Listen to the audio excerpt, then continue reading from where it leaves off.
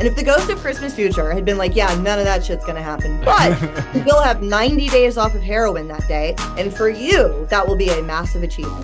And it become less about what I had and more about who I was as like a human being. And so I love that that's how you start your shows, because that was really the foundation of the rest of my sobriety. And now I have almost 10 years.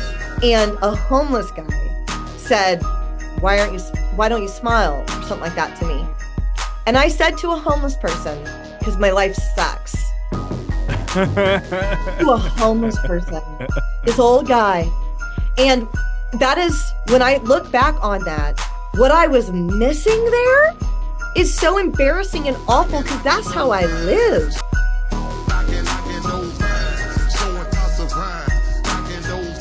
Jason LaChance here. Hey, I want to tell you I've got some exciting news on things that I'm doing, and I'd appreciate you following me there. I am going to be producing and sometimes co-hosting a new podcast that's showing to be very successful, and it's in the same wheelhouse. It's called We're Out of Time with Richard Tate. The We're Out of Time podcast with Richard Tate, featuring two-time NBA champion Lamar Odom. You were in a coma, right? For 3 days. They told me I wasn't even going to talk again, let alone walk. Musician and social media influencer Andrea Russett. Oh, yeah. As of today, 2 weeks. Star of Netflix Tall Girl Ava Michelle. The next morning, I found him, and You found him? I did find him. Personal stylist Parker Noriega. These kind of doctors, majority of the time, are yes doctors. Ken Kraft, the founder of Hope the Mission. I had my own broken world experience. I lost everything. On the We're Out of Time podcast with the man who revolutionized addiction treatment, Richard Tate. Subscribe now on Spotify, Apple Podcast, and YouTube, and we'll see you next Tuesday. Richard is one of the premier individuals in addiction, treatment, and recovery. And he started the We're Out of Time podcast. I'm producing it. I'm going to be co-hosting. He's had so many amazing guests, celebrities talking about their addiction struggles, recovery, mental health, and so much more. Please give it a follow. The link is in the podcast description, youtube.com/@RichardTate. Or if you're listening to the podcast, search for We're Out of Time, and you'll find the podcast there. And you'll be hearing and seeing me on there, so if you want to remain connected with me, that's the place to do it. Or some of you may know that I do work for PAIN, Parents and Addicts in Need, a nonprofit helping those and their families through the process of addiction and recovery. And I've included links for all that and the podcast that we do called Don't Hide the Scars down below in the description. And I put my email there as well. I've had so many people reach out through Knocking Doors Down asking to be connected to services, and that is the best way to get a hold of me, jason@painnonprofit.org. Janine Coulter, thank you so much for joining me on Knocking Doors Down. Thanks, man. It's good to be here. Yeah, I always love this thing about the recovery community. Shout out to our mutual friend, Garrett McClendon, for the introduction, because the more I'm in this, the more I get to meet amazing people. Totally. I just went to, do you know the show Dopey, the recovery show Dopey? Yeah. I just went to the live event over the weekend, DopeyCon. Yeah. And it was just so cool. I went with sober girls that I've met online and through my podcast. Went on a sober girls trip to New York. And I just never would have anticipated that happening when I started my show. Like, all of the connections that have come from it have been, like the coolest part of doing the show, I agree. Yeah, Dave, I was talking to Dave maybe about a week before, and he's like, oh, and by the way, just come out to New York. I'm like, dude, I can't. I don't know. Right? Yes, that's what he does. Go next week. Go next year. Yeah, well, we were talking about maybe doing something together in California, him and I teaming up. Yeah, he's doing an event in January in LA. Yeah. So maybe that was that. I don't know. Yeah. That's cool. What we're talking about. So I might jump in there with him on that one. So yeah. It was a really fun event. There were so many people there. It would be a great thing to collaborate on for sure. Absolutely. Well, I don't know about you, but gratitude's become such a huge part of my life and sobriety. So that's how I like to start my talk. Three things you're grateful for today. My husband, my sobriety, and my studio that I owned. Yeah. And I love that you start that way, because gratitude, and it gets tossed around a lot, it's a buzzword, but for me, what really changed this time, because I tried to get sober a lot. I used for, 15 years. And the longest time I ever had sober was 94 days, one time in a program until now. And in January, I'll have 10 years. God willing, I'll have 10 years. And the reason that switched, there was like a moment that everything really kind of clicked for me and felt a little bit different. I had 90 days and it was my birthday and I was turning 35 and I had just gotten into a sober living. And again, we can get into all this, but like I lived in a doghouse in the end of my addiction. I was homeless. I went to jail. I got arrested for strong arm robbery. They were going to send me to prison in California. Like really, gnarly story. 90 days, I'm in a sober living. I was staying on the couch and I turned 35. And I did really well in school, in high school. I went to a good college. I wanted to go to law school. And I just couldn't believe that at 35, I wasn't even in a bedroom. I was on a couch in this very rundown sober living, smoking the butts of other people's cigarettes from outside.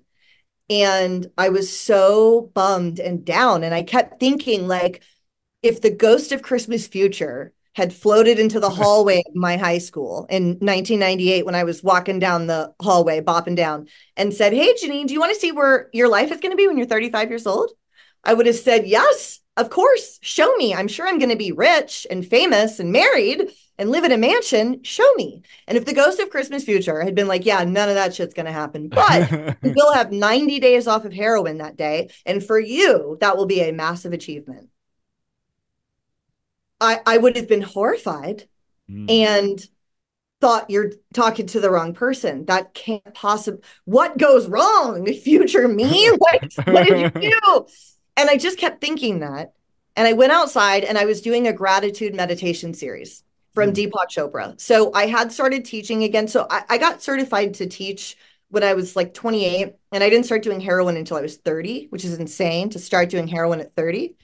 So I had this skill set. And when I would get sober, I would teach for a little while. And I was teaching somewhere, actually at the studio I ended up owning later. I was teaching. And there was a woman that was a client who worked with Deepak Chopra. And she gave me a password to all of the 21-day meditations that he had done. He was doing like these series. And it was a gratitude meditation with Oprah. And I did it every day. It was 20 minutes. And that day, I walked outside and I did it. And it was like the 5th day in the series. The quote was from an author named Melody Beattie. She's wrote a book called Codependent No More. Some people in recovery have read it.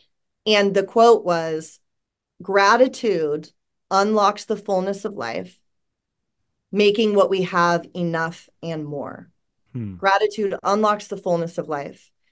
And I was sitting outside on this couch and on our sober living. You know how in sober living furniture is like outside all the time. And it wasn't like an outdoor couch. It was an indoor couch that was just outside. You know what I mean? It had been like rained on. Spiders were living in it. And so I'm sitting outside smoking somebody else's cigarette and do this meditation.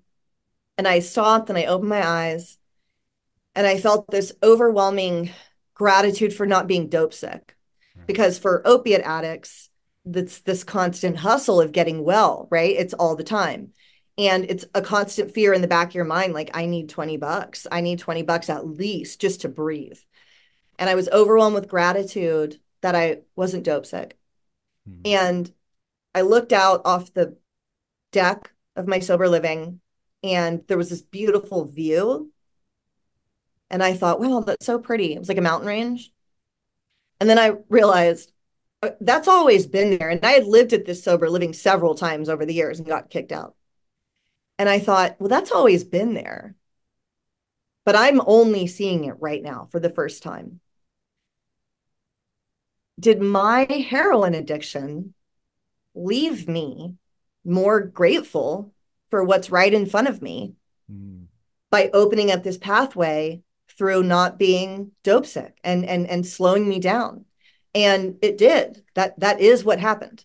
And when I had that realization, a couple of things happened. One, I was able to get grateful and present in the moment for things that I had around me, which wasn't very much. But also I let go of a lot of the shame of my addiction right then, because I saw that it actually maybe gave me something. And so my whole platform, and that's why the name of like my show and the brand is Chasing Heroin, heroin with an E, because chasing heroin, the dope, led me to the best version of me, right? Like the version of me that could live in a sober living at 35 and recognize the good in that. And I was so caught up in wanting to be all these things, like be a lawyer and have money and all the things that I wanted. And heroin took all that stuff off the table for me, but it allowed me to see past the material things and it become less about what I had and more about who I was as like a human being. Yeah. And so I love that that's how you start your shows, because that was really the foundation of the rest of my sobriety. And now I have almost 10 years, you know? Yeah. Well, and thank you for sharing that. I mean, what a beautiful moment, because it really is. You're right. We have so many damn buzzwords. Enrico, and it was trauma. It was this thing. It was that thing. And narcissism. I think everybody's a narcissist now. Oh, in our society, oh yeah, everybody's a fucking like. Look, let's stop web ending everything, people. The vast majority of us don't know what it is. Don't actually ever experience true narcissists. And, right. Like, plus people always, well, that person's a narcissist. No, they have narcissistic traits. These are traits. Which we all do. Yeah, we all, you know, we're all in this thing. Yeah. Like for me, I'm 46. I'm about to get braces. Why? I hate the way my bottom teeth are. And the last thing I want is some of them to crack, fall out, because they will if I don't. But I can do it now. Anyway. Yeah. I think the beauty of your story, too, is that one thing that I think is under talked about is that pull into consciousness. And once we become aware, like once I became really aware of all of it, the acceptance happened. I am an alcoholic. And started to really look at all the different things, be it if you're a 12-step principles person, hey, say my life, I've explored other modalities.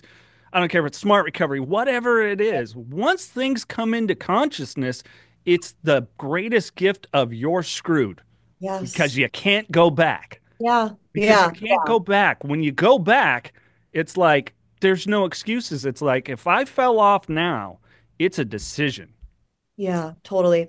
Man, that was really beautiful what you just said. I think the whole gift of recovery is getting into consciousness, because I think about myself in my 20s. Oh my God. I lived in LA and I was trying to be an actress, and like I was kind of cute and I was funny and I could have done it, but I was so miserable and angry. This is so embarrassing. One time I was actually in San Diego visiting my mom over Christmas with my brother.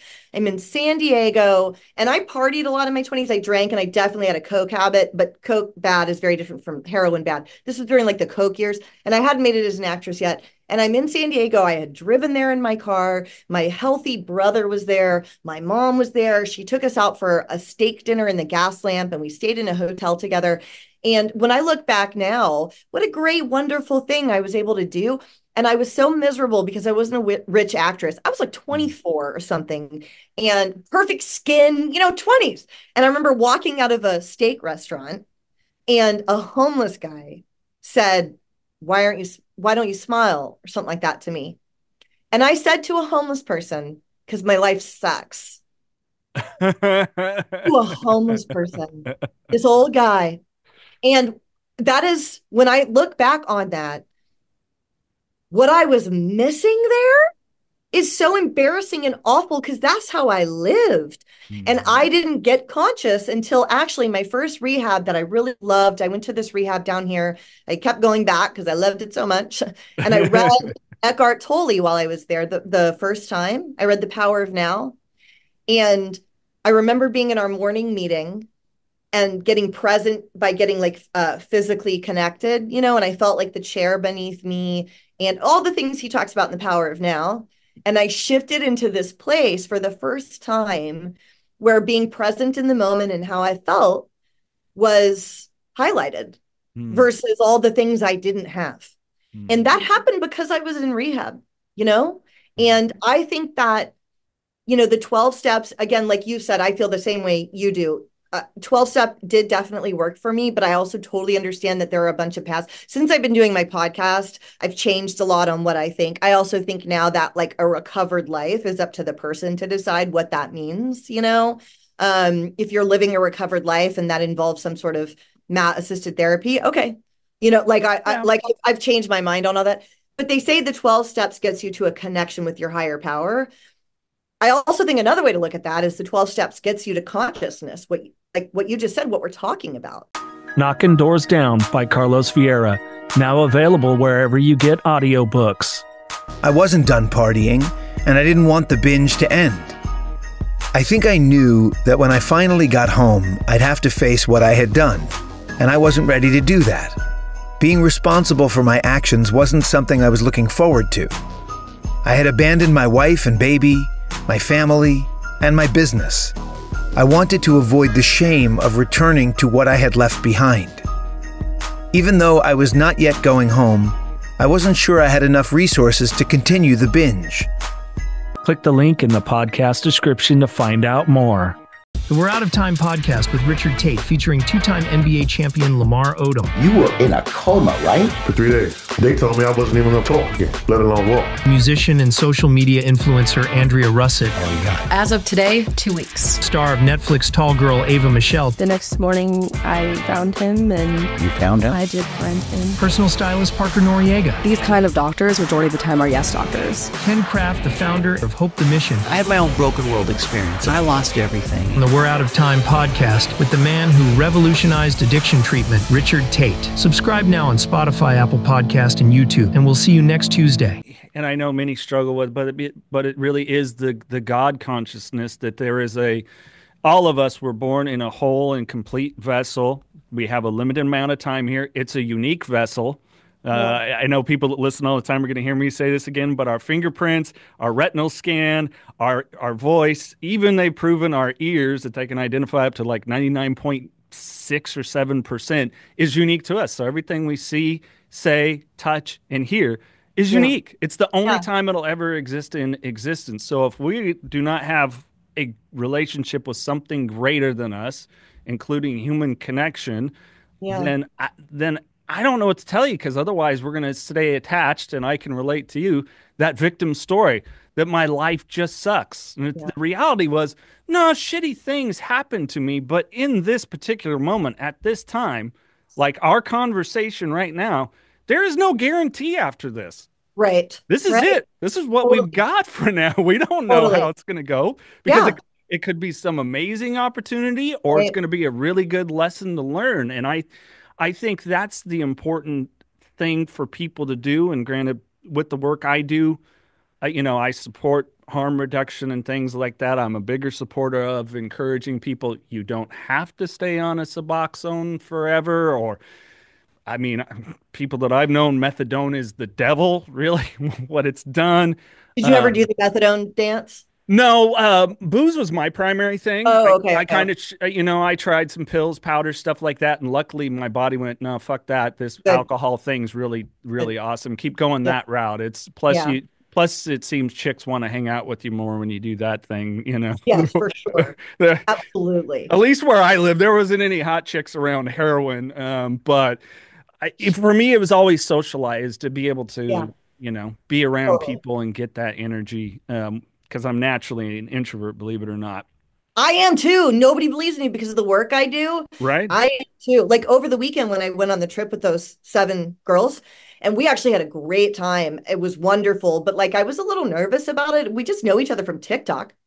And I was like, I hope there's no drama. There wasn't. It was great. Everything was fine. But I did the second day.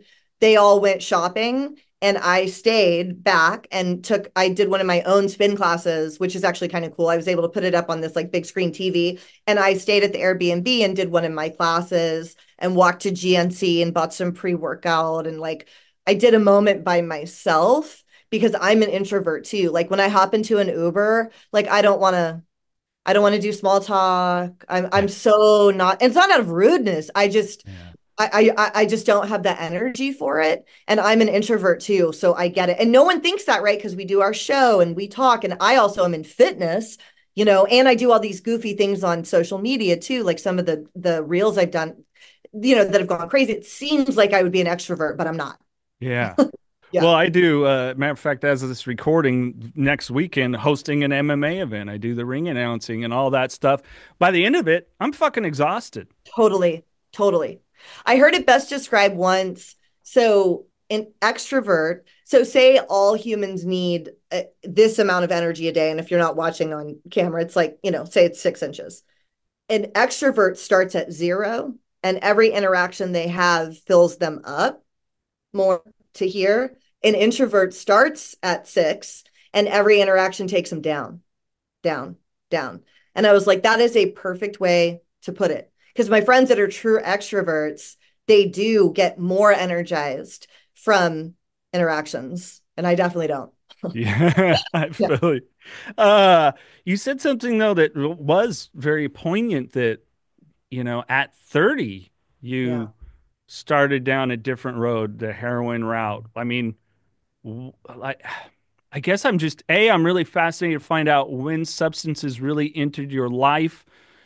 For me, I can trace it back, like I said before we started, growing up in a home of addiction and, sexual abuse and these other things. So I can kind of trace where eventually it was time to look for some sort of warm blanket.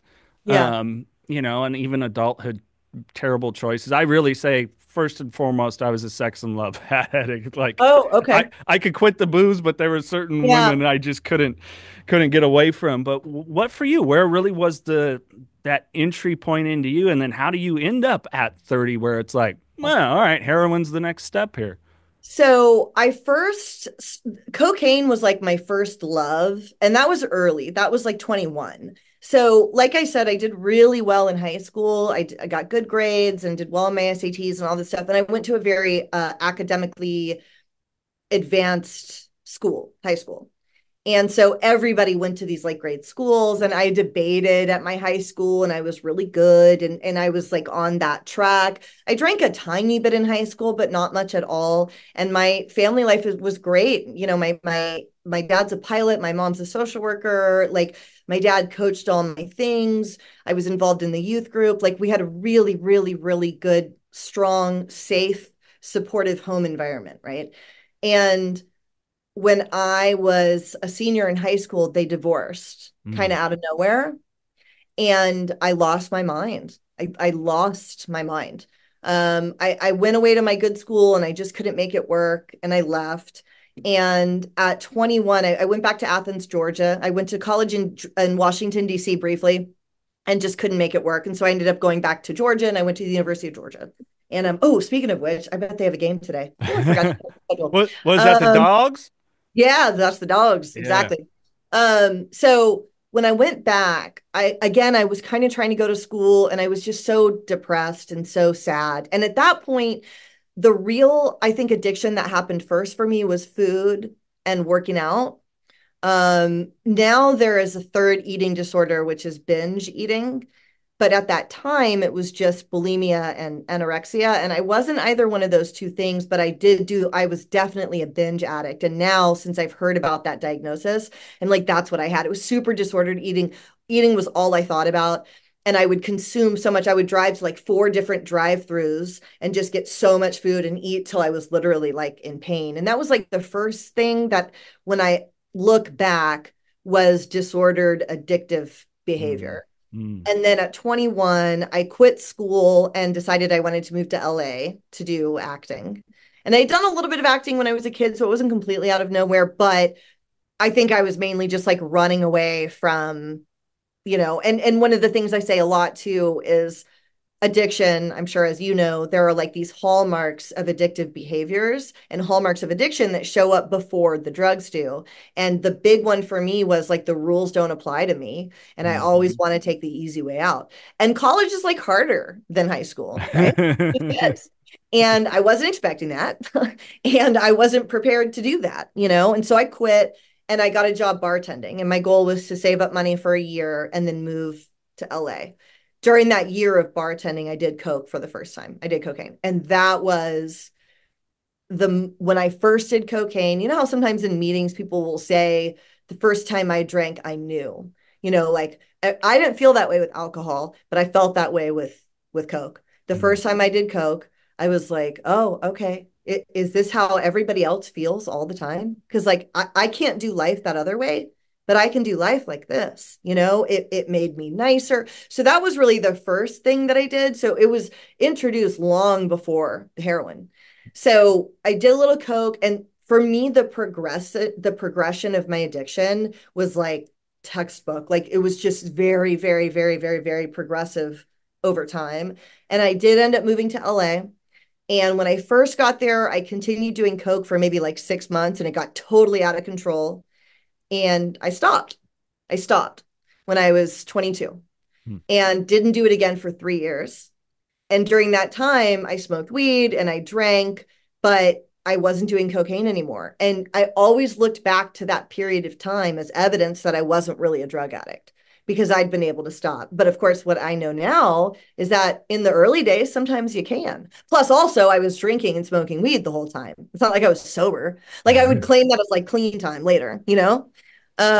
So after 3 years, I went through a bad breakup and coke was reintroduced into my life.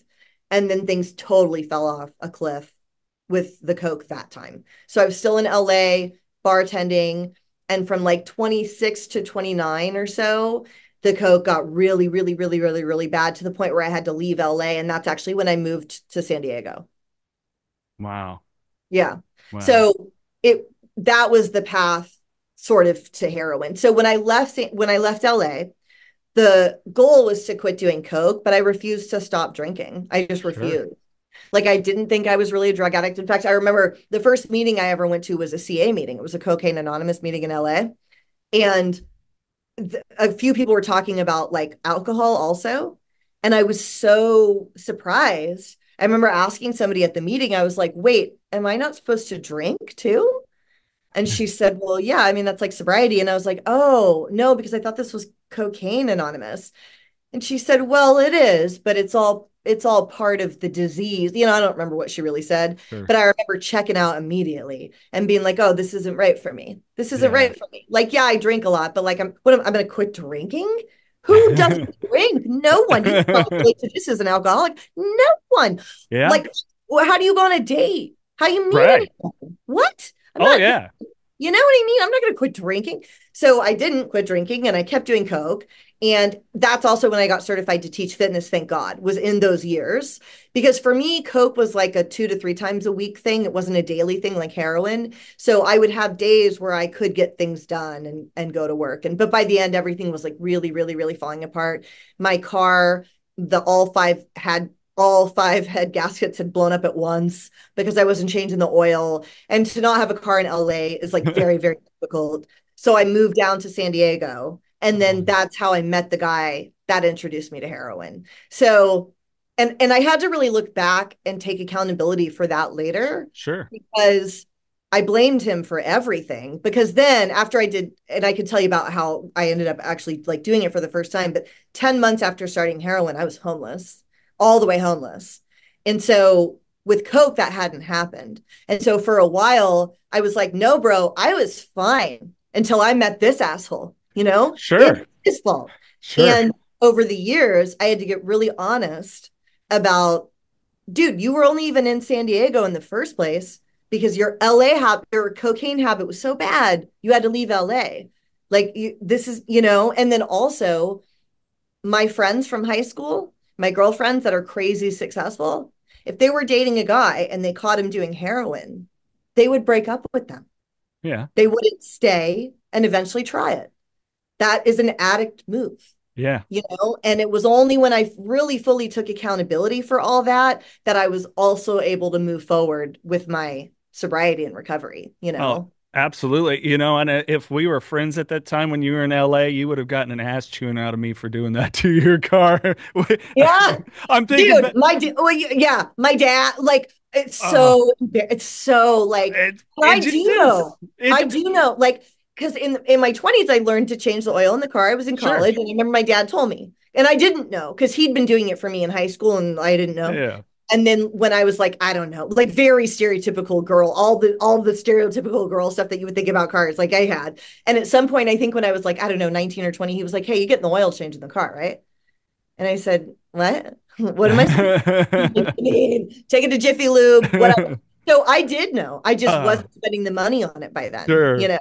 Oh And yeah, yeah, no, I totally understand. I yeah, was thinking back to someone that I know that eventually it came clear. Oh, they got a problem with drinking yeah, too, and helping them with their car and being like, oh, you need new spark plugs, replacing them, and like half the spark plugs are broken off, and it's like yeah, but it's weird because you're still like you had gotten you're doing fitness, you've gotten certified, all these things, and it's weird what even in our addiction, certain things that we might keep up on top yeah, of and other yeah. things that we don't until eventually the vast majority of us, Until it it's all nothing. goes away. Yeah. Yeah, exactly. And- Exactly. And that for me was, and thank God, when I look back, it was very like fated that I even got certified to teach. I think that that's like my calling. And there was no way I wasn't going to end up on that path. It's just like with my beliefs, like the way that it even happened was because I wasn't really in shape when I lived in LA. Like I would go to the gym a little bit, but not a lot. And I'd gotten fired from like yet another bartending cocktailing job. I lived in Venice Beach and I had gotten fired. And my boyfriend was like always giving me a hard time for drinking and doing coke. And I didn't want to tell him that I'd gotten fired. And on my way home from the bar, I stopped at this coffee place and I was like, dude, what am I going to say? And on the table, like a movie, on the table was a little card for a free half spin, half yoga class. hmm. And this was when spin was new, right? This was like 2007. It wasn't everywhere. And I had taken one spin class before, so I kind of knew what it was, but it had been a long time. And there was a class at noon. And it was like, I don't know, 11:40 or something. And it was right down the street.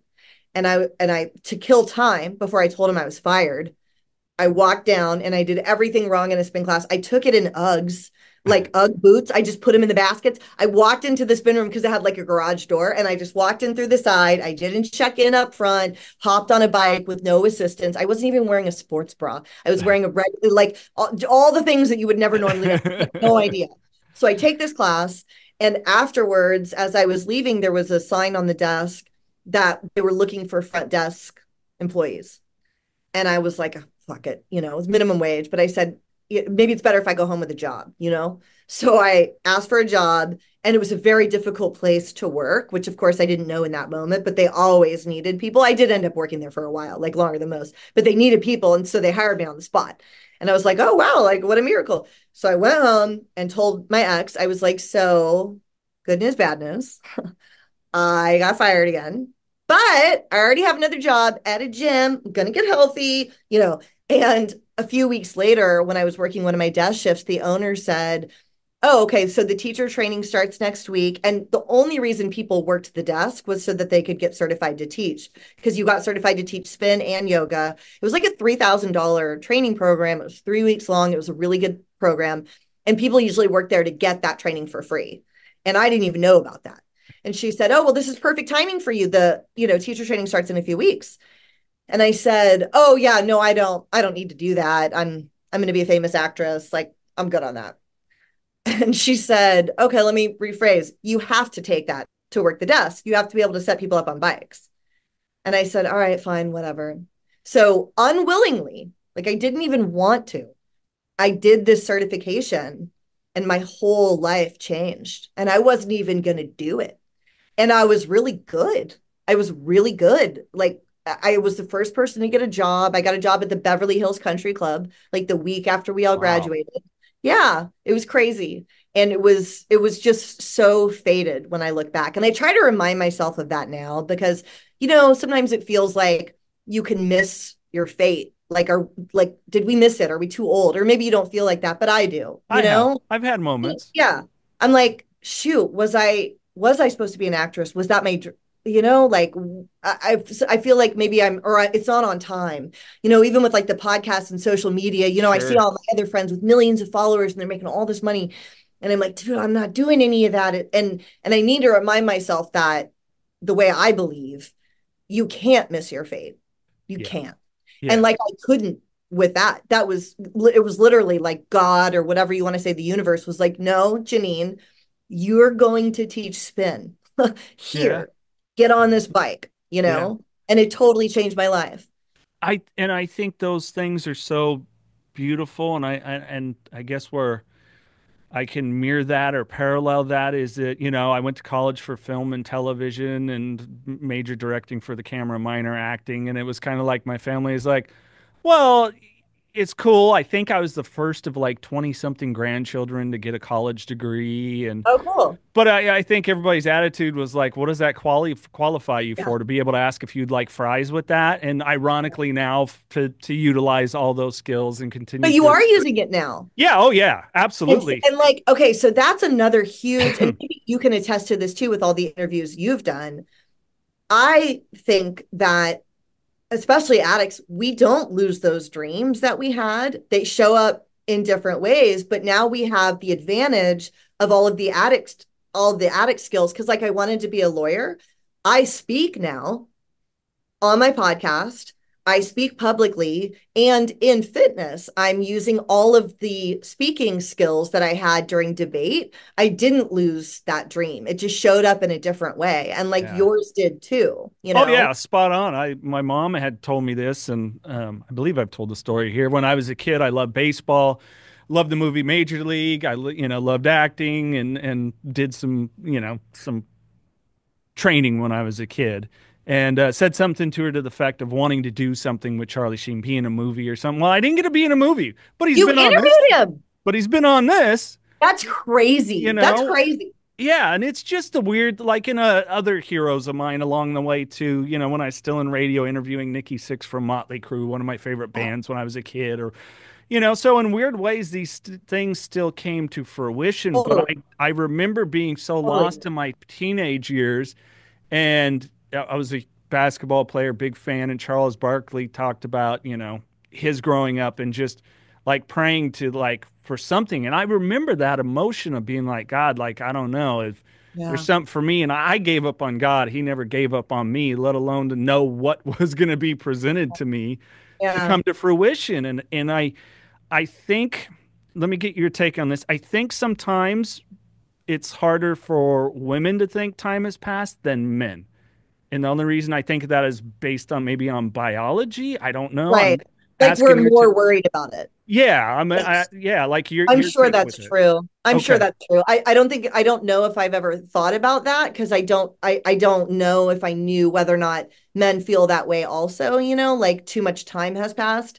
Yeah. But if you're saying that, then but I think you're right. For one, biology, there's the whole like kid thing, but then also, and this is just the nature of life, as we age and get older and look older, we do actually lose opportunities, right? Yeah. Whereas men don't, like we were just talking about Dave off air from Dopey. He's full gray now, full gray hair, full gray beard. That's not going to change anything in his life as he continues hosting, right? But for women, and I could be wrong and maybe things are changing, but it does matter. Like there is kind of a shelf life on me as a content creator / influencer. There's a bit of a shelf life. I mean, am I right with that? I think kind of am, but I think that plays into it. I think for women, the bigger challenge is, and I get what you're saying, because I'm sure the thumbnails that I might produce for, wow, look at this attractive girl. It might stop people down. I have a relative that even stopped down because, one of my friends who was on here, very, very good looking woman. And I'm willing to bet that was an influence because that's the only time they've ever reached out. They're also in long-term recovery and went, I loved that episode. And it's like, haven't you're my relative. Funny. I know who you are and your interests. You can't tell me you didn't check out X, Y, and Z. Yeah. I think for women, the challenge is a more of a reinvention has to come. Than what do you mean by that? With me, well, like your point, like, hey, I'm getting older. The only reason I dye my hair or really my beard is because I get one gray streak on a side and I can't have that. So I think, I can continue to go and age, and then it's like, wise older guy dropping these things. Whereas I think with women, then it's like, this is old lady. You have to niche out maybe a little bit different. Yeah. Maybe it's like, well, I'm a middle-aged woman, and how do I keep my vitality? 40. Yeah. 50. Yeah. Which like fucking kill me. I don't want to do that. But I will, I guess, at some point. But yeah, you're right. I think all of that plays into it. So, and then also probably, so I didn't want kids, but that's rare. And so I think for a lot of women too, it could for sure mean did I miss marriage and kids. And I definitely felt like I had missed getting married, right? Like I didn't get married until a week before I turned 39. And marriage I did want. I didn't want kids, but I totally wanted to get married. And I was absolutely worried about that. I'm like, damn, dude, like Yeah. I'm in my 30s. I've been to jail a lot. Like I have horrible credit. Who's going to go out with me? Like that Sure. was a part of it. That I think men probably think too, though, but I don't know. Yeah, I mean, the greatest gift that ever happened to me. I love and adore my children. I didn't think that was going to be the case because I loved what Yeah. I was doing, and then being in radio was like, oh, I'm going to move around the country, or Yeah. maybe acting will come up again, or film Yeah. and TV making, or whatever it was. But I think the harder thing, like as a man, if it was like, oh, I'm doing those things, like, wow, he's determined. Where if a woman goes, oh, I don't want kids, like, what's wrong with you? Totally. And it's Totally. really a bullshit thing. Like, Yeah. it's just Yeah. like, really? Some Yeah. people just know. Like my partner forever was just like, no, I mean, she works in special ed and she has a group of kids every day and loves and adores them, just personally didn't want to Yeah. be pregnant and Yeah. give birth. And it's like, I don't know. Yeah, me neither. The What's an interesting thing judgment's weird. too? Yeah, the judgment of that. And I just thought about this the other day on my reels. Sometimes if I make a reel or a TikTok about like drugs or something or recovery, especially if it's a funny one, like a humorous one, people in the comments will say, "Where are your kids? Shouldn't you be at home?" But they would never say that. I'm willing to bet no one has ever said that on Garrett's stuff or yours. You know what I mean? Which Yes. is just kind of weird. It doesn't happen a lot, but it does Yeah. sometimes, you know? Yeah. And yeah. I don't know, and that I think that's the negative side of social media that so many people Yeah. just like really you would treat if you would treat a stranger that way. I'd hate to see how you treat the people you say that you Dude, love. when we're done with this, go look at on my Instagram. I did a reel with a couple of those women I went to New York with, and it went crazy. It's at like 5 million views. Start reading those comments. They are horrific. They're like, not a dad among them.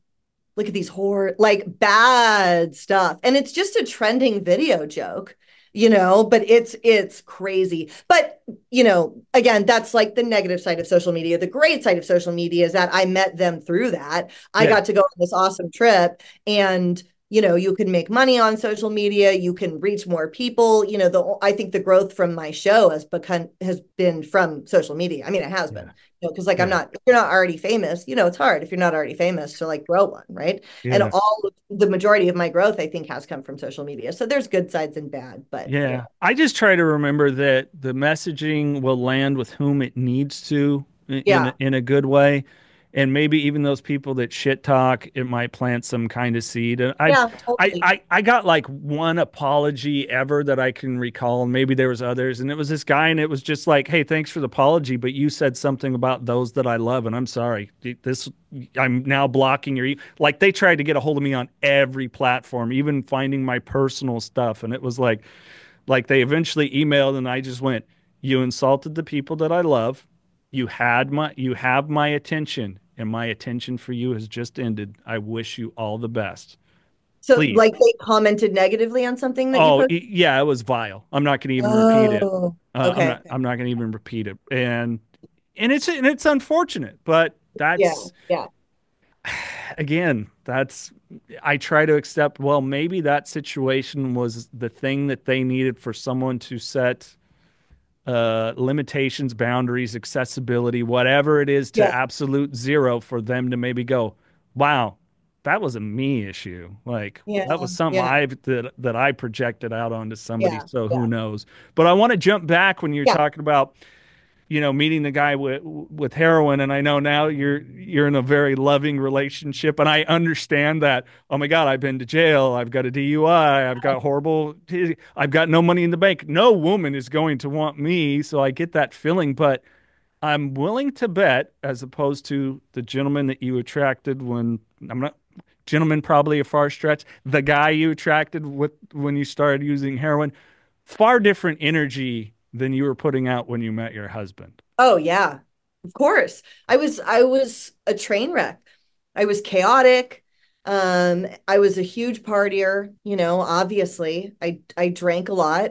I was not responsible in any way. I wasn't building a future. And I like that you point that out because you get what you're putting out, of course. And I was totally chaotic. Like even when I first moved down here, my mom was letting me drive her car and I wrecked her car twice within like 3 weeks. And then as soon as I got another one, I wrecked that one too. And that's like never happened to me since then. But I was so chaotic. I was like attracting car accidents and stuff. I was really falling apart. I still had no real self-esteem. I was unwilling to stop drinking. I was unwilling to change my behavior. I was not building down a foundation for life. And there was definitely no consciousness. There was definitely no awareness of what would serenity look like, what would it look like to be present in the moment. Not only am I not in alignment with principles, what even are my principles? You know? And yes, and that's when I met him, and like it's just two incredibly chaotic people that like to drink a lot, and we met, yeah. And then cut to when I met my husband. I was living in a nice house by then. I was going to meetings all the time. We met at a meeting and was in recovery. I think I had 3 years. He had one. And yeah, just completely different. But I want people to hear that as good news because I was 36 when I met him, almost 37. He was 29. So I'm significantly older than him. And so like, it doesn't matter where you are. If you start becoming the person you would like to have, if you start embodying those principles and those qualities of someone that you would like, you will meet that person. I believe that.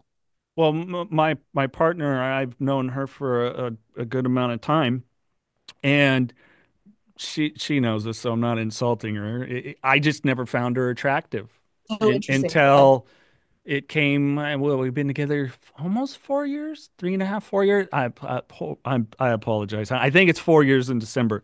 And then she was like, "Hey, I would like to date." And then my old co-host on here, Mikey, he was like, "Yeah, you should go out with her, give it a shot." And I had sober dating rules. I've tried it. It is a nightmare sometimes to date, especially if you're in a small community. Like that's all adults really have around here. Is small. Like Merced County's small. What are there? There's the bars and the movie theater. Right. Oh, or maybe Yosemite's like an hour away. Bowling alley or something. Yeah, bowling exactly. And even then, what do most people do? They go to the bar and get the picture of drink. Yeah. So I had rules and it was really respected. It was really respected. And it's that notice of like, and it took a little bit of time, but I'm like, wow, it wasn't a sexual pull towards her. Initially, right. Yeah. And that was a scary part too, because it was a different kind of attraction in that way that I hadn't. Because for me, with what I went through, if you didn't activate my nervous system in some way, there is no arousal. That's arousal. That's love, right? And it's far from it. Point. Yeah, that's true. Because me and that guy fought all the time. It was violent, Yeah, you're right, though. That's really interesting, especially for someone that is close to their addiction. The nervous system being activated is what we think is emotion and is what we think means go. Yeah, passion. This is love. Totally. Love is only real love if it's amazing. It was violent. Joy. It makes you sick or whatever. Yeah. But I like that you just said that, and I hope that the audience hears you say that you were able to move into a relationship. And you know how they say in AA, the spiritual experience can be like a moment or it can be of the educational variety. It sounds like your intimacy and love with this woman was of the educational variety. Yeah. But that's cool that you can learn it over. You know what I mean? That's like, I think that's good news for people to hear, Absolutely. And, and again, no insight, like, it's never been a relationship of crazy like butterflies and I don't have butterfly. It must mean I'm not. Right? I don't miss that shit at all. I don't know. I really don't. No, not at all. Because again, those things, when I had that, and especially for me, it put me in a position. at certain times in certain relationships of almost being a cuckold. Totally. Like, Yeah. oh my God, you cheated Yeah. on me. What did I do? Like, Right. are you fucking serious? Look, like, no, this is the energy you're vibing with. This is who this Yes. person is. You are who you are. Totally. Like, take a look in the mirror, Yeah. like go do something about you. Yeah. Totally. Totally. Yeah. Yeah. So, but I'm glad that you found your husband. Yeah, me too. And he recently relapsed. I don't know if you, Mhm. I recently interviewed him. He relapsed since we'd been together and he now has a year again. But it was so bad. He was like missing in Mexico for a few months. Oh, It was wow. really, really, really bad. And I think the other side of that relationship coin is that like if there had been any part of our relationship that did, that sucked or was like abusive or wasn't, I would never have stuck that out because he was using for a while. It was like 18 months and I just kept waiting for him to like get it together. And he was working for most of that time too. And so it's like he was providing for like our house and all, but obviously he was being like an asshole. And I got to a place where I was terrified to be single again at my age. And that was a huge part of why I was hanging on. Mm. And then I finally kicked him out for the last time he was gone. And I released a podcast episode saying what was going on, which I hadn't been willing to, because part of my happy ending was the husband, right? Yeah. And I felt like that's what I'm selling, And I just didn't want to say what was really happening.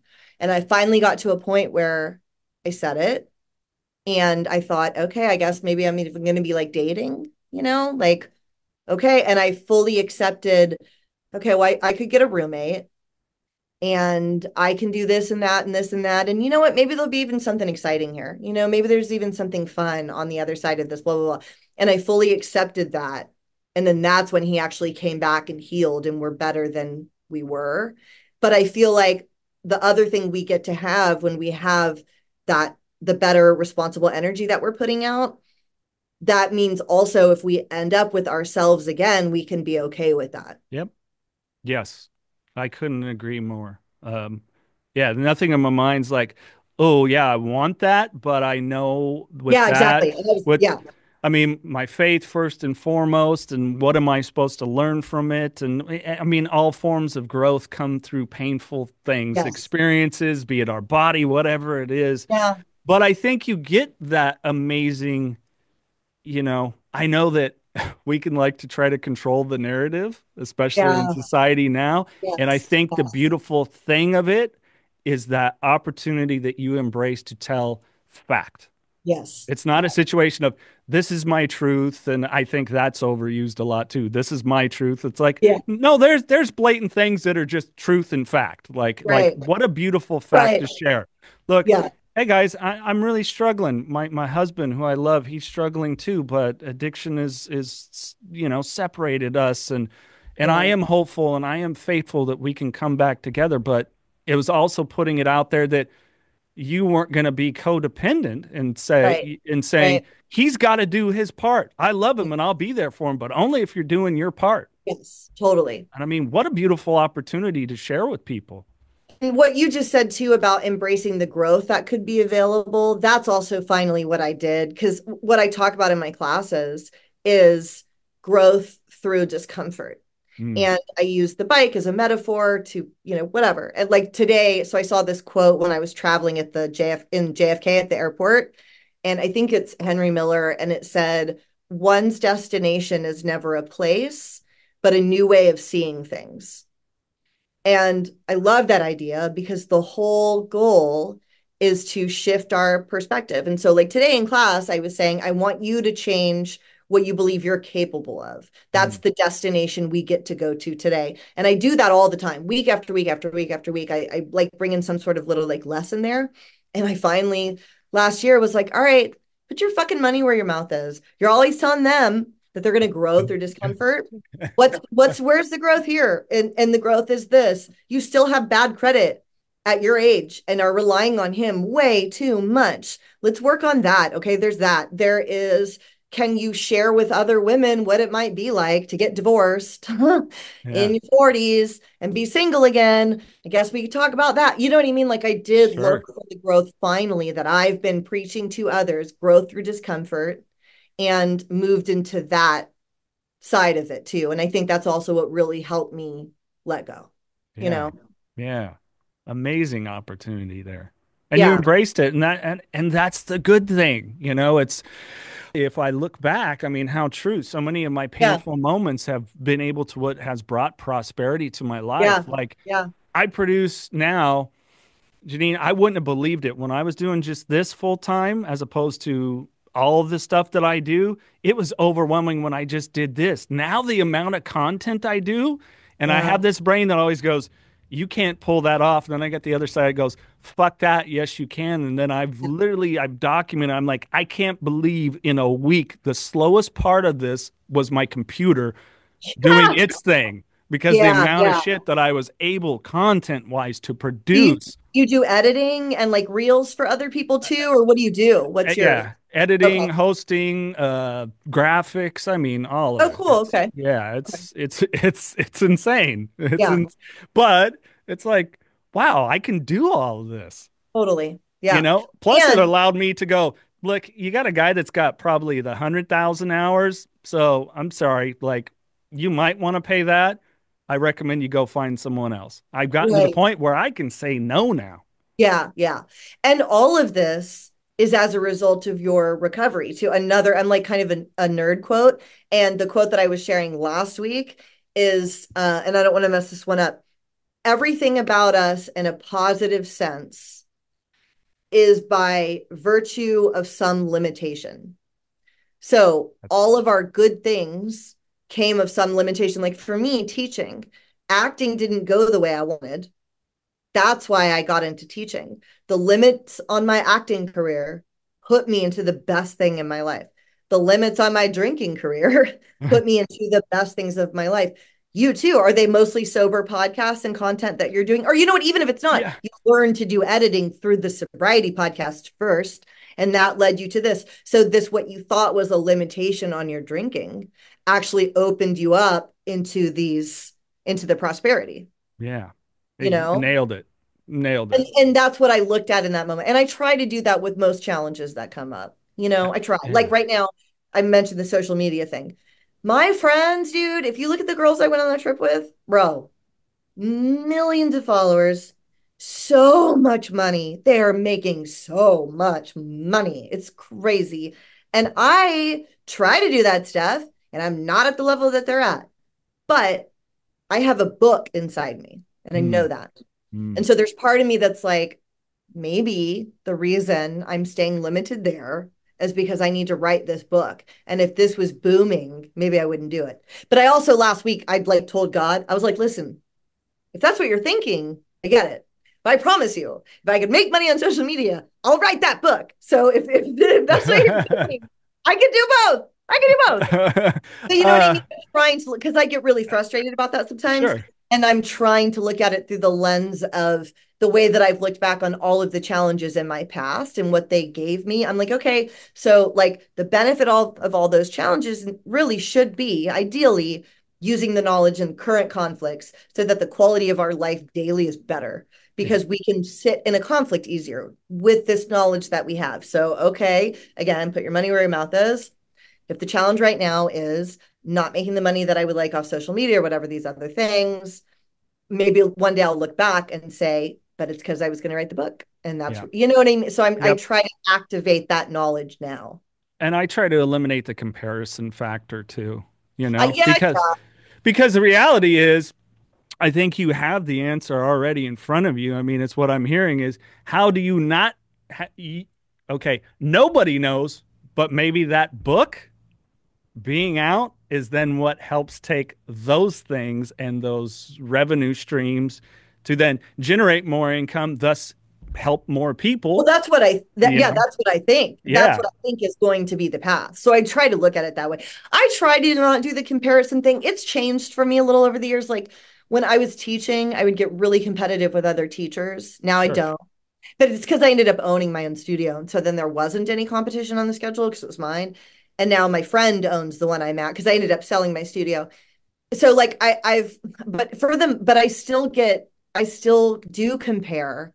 but it's never from a place of like, there are people in our industry that are like haters, right? As you know, like they won't, like how off air before we started recording, you were like, do a 30-second promo for whatever for your YouTube. There are definitely people in this industry that wouldn't have told me that. And I'm not a hater at all. So when I see people doing well, I'm never thinking like, ugh, like I wish Yeah. they would. My comparison comes from why not me? But it's something Sure. I still work on. How do you manage comparison that way? How do you do that? I mean, I do in that I try to remember the message lands where it's intended to and with Yeah. whom.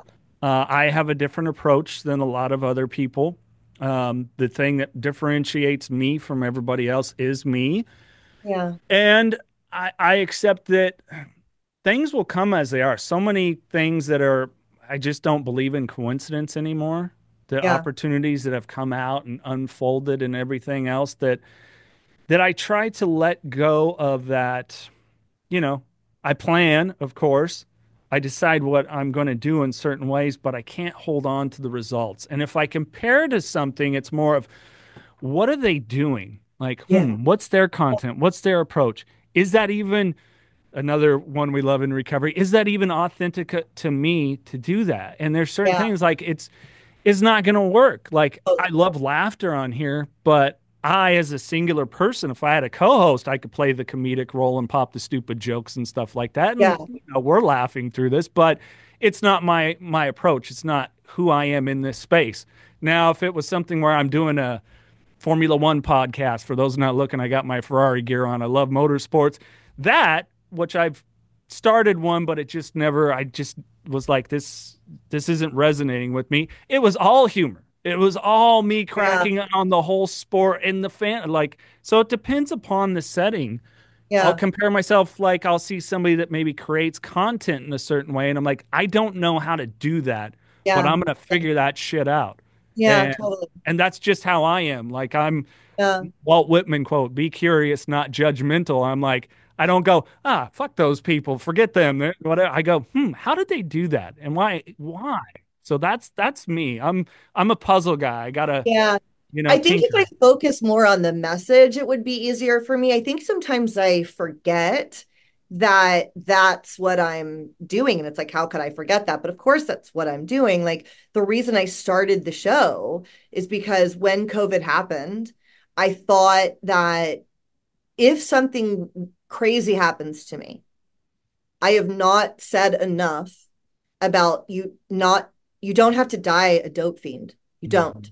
Because I was a gutter dope fiend, right? Like I was homeless for 5 years and I'm not now. And I'm like, I want other women potentially too to see me. And I can say, yeah, I lived outside too.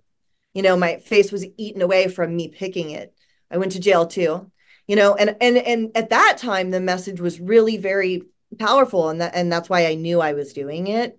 And I think I need to lean into that more somehow to let go of the results. But for me, it's also just really about the finance. I think I've got some weird like money blocks. I know I do. Sure. That's my thing. I'm like, I don't even care if I have 100 followers. I just want to be able to make money. Like Sure. you know what I mean? But I feel like I've got to have a block around that or And I something. don't want people to miss what you're saying. It's not like, oh, I've got to make millions and these people owe me. It's that you love doing this, so you would like it to be the thing that generates some of that, I guess, whatever comfort when it comes to finances we can have, Yeah, yeah, just to be prosperous. Because I know me, the more prosperous I am, the more I find I also give, yes, yeah. you know? You know what? That works for me too. Actually, if I look at it that way, so this is like random, but so I have a pug. Pugs are abandoned a lot because they're difficult to take care of.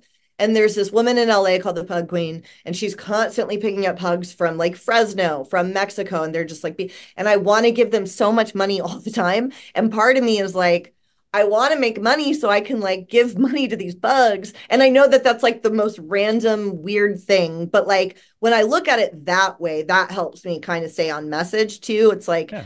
if the goal is to feed into other charitable venues, then and maybe that's where my money block is. I think I shouldn't. I don't know. But that's like the thing I'm always trying to work on.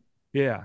Yeah, for me, it was knowing my value, and Hmm. as my skill set and finding that confidence. My mentor, gentleman, you may have seen him on A&E's Intervention, Mike Diamond. He's really worked with me a lot on that, and Okay. it's been huge because as we continue to do this work, and he was very Mr. Miyagi about it. It was very much, Yeah. paint the fence, sand the floor, wash the cars, and then all of a sudden it was like, whoa, I'm thinking different. How did he work with you on raising your value, your self value? We would need a whole nother podcast. Okay. But it was really being able to take a look and go like, the short version is, wow, I do have some very unique skill sets and Okay. experience. Like, Okay.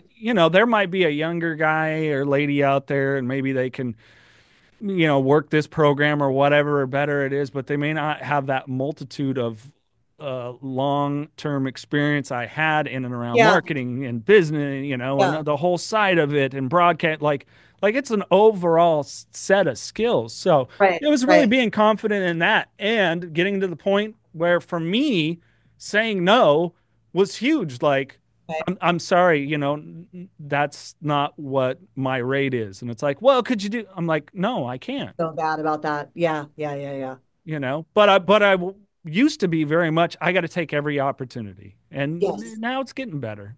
Yeah. Yeah. Is there like one thing you can remember, one like exercise he had you do, like a journaling exercise or like any one thing in particular you can remember? Oh my gosh. I mean, it's a whole collective of, journaling, breath work, meditation slash prayer. Um, just even changing of lifestyle Okay. too, because it's like with gratitude. When you become gratitude, like Yeah. you can't have that robbed of you. It's not just a simple thought at the moment. It becomes your overall attitude, Yeah. like of every little thing. Yeah. It's like I had a recording yesterday prior to ours, and kind of had an experience where I really had to practice patience Oh and gosh. being, holding back and just letting someone run their mouth and all the things and just let it go. And then I was like, well, okay, I don't know, God, I'm following your will. I don't know where this is going to come into play. And then that was the great launching point with this gentleman that he was like, man, who are you? Like, we're friends now. Like, well, there's something for us to work on, And it was Afterwards, after the afterwards. guy said that? Yeah, after Okay. sharing him that experience I went through, and it's weird because before it would have been blow up and anger and whatever, and Yeah, it's just like totally. I'm just gonna let this individual talk. Go ahead and talk. Go Yeah, ahead yeah, and talk. You can talk about how nutty I am and everything else, and I'll just sit here and go, hmm, hmm, okay. yeah, yeah, yeah, So I think it all's going to take time, no matter yeah, what it is. So, yeah. anyways, we could go on and on. Yeah. Drop some info on how people could check out Chasing Heroin, best way to maybe get a hold of you, social media, whatever. Then we'll jump into some random questions. Okay, cool. So right now, Chasing Heroin is across all media platforms, YouTube, Instagram, TikTok. Chasing Heroin or Janine Coulter. They're all attached together. And in fact, I'm gonna make probably by the time this airs, my Chasing Heroin Instagram has grown a lot more. And I never wanted to make that my main Instagram because I was like almost hiding some of the recovery stuff from my fitness clients. But I was talking to all those women about it over the weekend, and they're like, this is really confusing. You need to just, and I'm like, you're right, you're right, you're right. So I'm actually going to make my Chasing Heroin one, Janine Coulter, like probably like today or tomorrow, maybe, and have it all be under one. But people could find me through Chasing Heroin or Janine Coulter anywhere. Okay. Well, I'll Yeah, make and the sure podcast is Chasing Heroin. That definitely will change. Yeah. I'll drop all the links in the description there so Awesome. people can Thank you. check it out. All right. These are just fun shits and giggles questions here. What's like one of your go-to songs? Maybe something you sing, be it, the shower, driving, when you're down, whatever it is. Florence and the Machine, Shake It Out. That's a dope track. That song's good, right? Yeah. Yeah. Oh, I yeah. used She's beautiful voice. Yeah, I used to listen to it on the train before I had a car. I would be taking the bus and the train to go teach. And she would say, and I don't think she's a heroin addict, but one of the lines is, I always keep my issues drawn. and an issue is also a needle. And she would say it's darkest before the dawn. And that just really spoke to me in those early days off heroin. I love that song. Yeah. It's cool when we get those, you Yeah. know? Yeah. Love that song. Yeah. Mine was Asking Alexandria Alone in a Room. Is that a song? Yeah, it's called Oh, I Alone don't in a know that Room. song. And the lead singer, he struggled with addiction, but it's just the lyric is all I ever needed and wanted is alone in a room. You know, and it's about screaming it out loud. It's like just getting like all of it, like just having that Oh, place cool. Oh, I like that. of solitude. To me, it was a reminder that like you need to sit a little bit sometimes in darkness to find that light Yeah. within, you Yeah, know? totally. Oh, I love that. Yeah, music has that beautiful power. But yeah, all Absolutely. right, what's your favorite place to visit? I don't travel nearly as much as I should. And so like I guess I would say so far, actually, I really love New York. I like going to New York.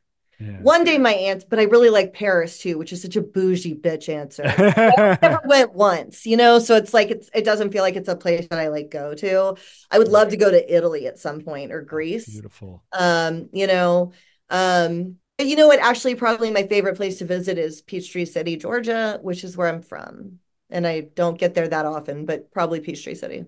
That's cool. That's cool. Yeah. That's all right. There's nothing wrong with being a little bougie, you know? Like, hey, I'm a Disney nut, and so my list is I want to go there because I want to go to the Disney Paris, so it's all right.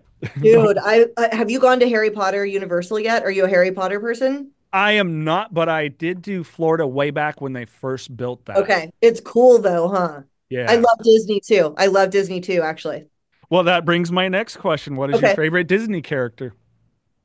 Now, understand Disney also owns Marvel and Star Wars, so I will give you the Okay. concession if it's those extended things. Okay. Or I could Okay. be a dick and go, no, just the original Disney stuff, but it's up to you. Damn. If we're going Marvel, probably Thor, only because I really love the relationship with like him and Loki. Right. My boss at work is like my Loki, and I'm Thor. We've worked together for 10 years, and I always trust her, and then she does something insane. Uh, Favorite Disney character? Probably Ariel. Yeah. Yeah, from The Little Mermaid. Yeah. Yeah, Oh, uh-huh. I love the Little Mermaid. I like them all. I like all the old school Yeah, stuff. that's a So great question though. yeah, good fun one, right? Yeah, Actually, totally. you're the first person I've asked. These are some new ones I Oh, threw in really? here. Oh, fun. Okay, cool, good. Yeah. What's some of them that people like? We already talked about being an introvert and extrovert, so that doesn't work. Are you a morning person or a night owl? I've honestly kind of been both. I think by nature I'm more of a night owl, but as I've gotten older, I've learned that I'm much more productive, as are most people, if I'm a morning person. And when I owned my studio, I taught the 5:45 a.m. classes. And I always did it. And I had like convinced myself I was this morning person. And after I sold my studio and I went to another one, she was like, okay, you want that 5:30 a.m., right? And I'm like, yes, I'm on it, blah, blah, blah. And then since then, I've adjusted my schedule a little to like the 9:30 noon classes. And I like it so much more. And I'm like, I don't think I was ever a morning person. I think I tricked myself into believing I was a morning person when I needed to be. But I think you know, my husband and I go to bed really early because he gets up at 3:15 in the morning to go to the gym before he goes to work. So I'm just kind of like a lot of sleep person. I'm very tired. And so I think the best thing for me is to go to sleep by like 10 or 11 and sleep until like 8. I think that's my like golden hour. Do you, outside of what we've talked about, do you have a hobby or interest that people would be surprised to learn about? Surprised to learn about. I've started reading again. I feel like that's probably not super surprising, but I've started reading again. And I didn't for a long time. I was a voracious reader when I was a kid.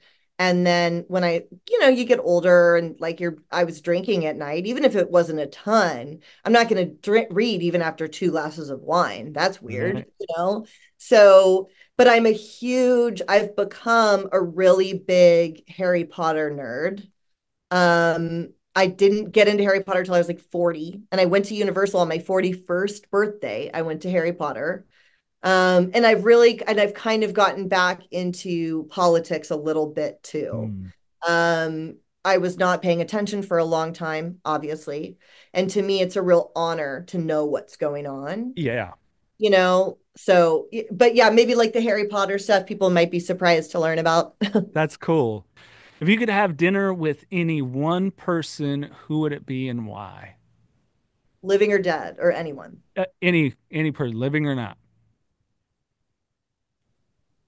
I don't know. That's such a hard question. It Uh, is. yeah. I mean, Rogan's pretty good, so why would it be Rogan? Yeah, we'll just go with that because I could think about this forever. I just think he's cool and funny and easy to talk to. And so it would just be kind of probably fun, entertaining dinner. Yeah. Yeah. Well, and I think you could have a real conversation where different knowledge can be brought to the table and perspectives, and Yeah. there's not a go F yourself that happens during that. Yeah. You know what I'm saying? I'd also like to ask him, I'm sure he's been interviewed. I want to know how he got into acting and stuff. Like, I know he was a comedian from Boston, but like, how did you end up in LA? I don't actually even know. And then he got that pilot right away. He got news radio like immediately. How? Yeah.